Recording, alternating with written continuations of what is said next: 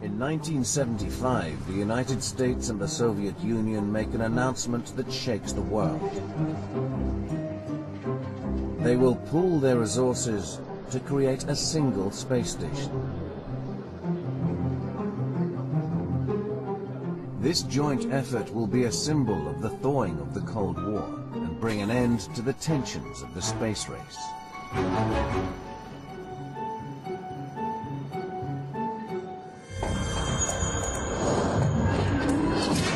Here's the plan.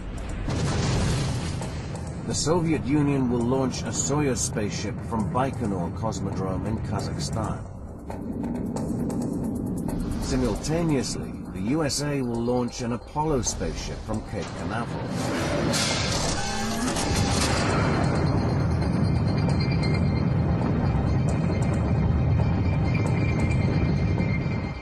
Both craft will dock in orbit 220 kilometers above the Earth. Here, the American astronauts will meet the Soviet cosmonauts, and together they will conduct the first ever international space mission. One of the American astronauts was Vance Brand. I thought it was going to be a very interesting flight with obviously an international flavor. A lot of challenges, something that we had to do right. But the bigger challenge was getting together with our, well, I guess you'd say back then, our enemies, and pulling off a successful space mission. But a huge engineering challenge also emerges. The Russian and American spacecraft are a mechanical mismatch. Both were designed at the height of the Cold War, behind a veil of secrecy. And in one crucial aspect, they are incompatible with one another.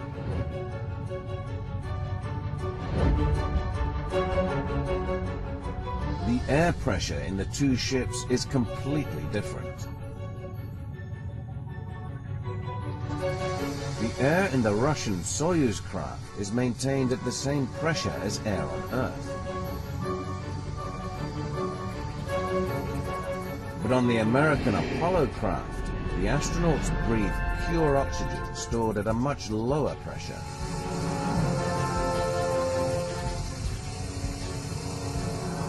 If the Americans open the hatch, the sudden change in air pressure could have a devastating effect on their Russian counterparts.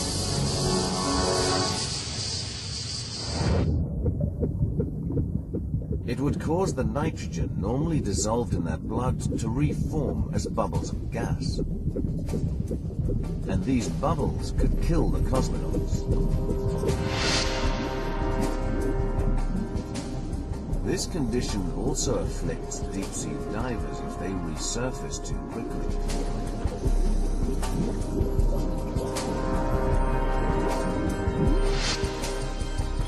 They can prevent it by sitting in a chamber where the air pressure is gradually decreased. Engineers borrow this idea and fix a decompression chamber to the front of the Apollo ship. Once the two craft dock, the American astronauts will leave Apollo and enter the chamber. They will wait there for 3 hours until the air pressure equalizes to match the pressure inside Soyuz. Then the astronauts should be able to safely enter the Russian spacecraft for a momentous handshake.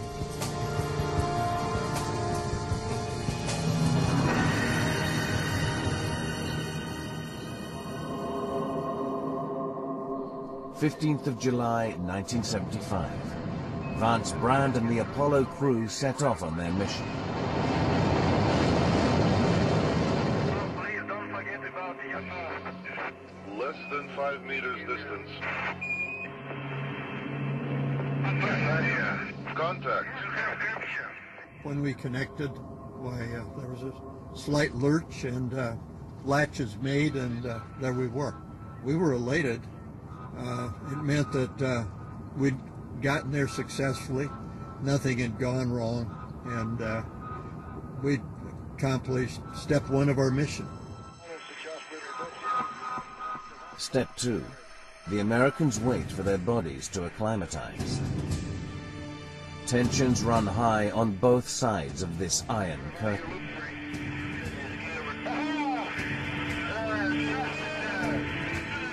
When the hatch into their spacecraft was open, why, there were sort of cheers and shaking hands and hugging and all that.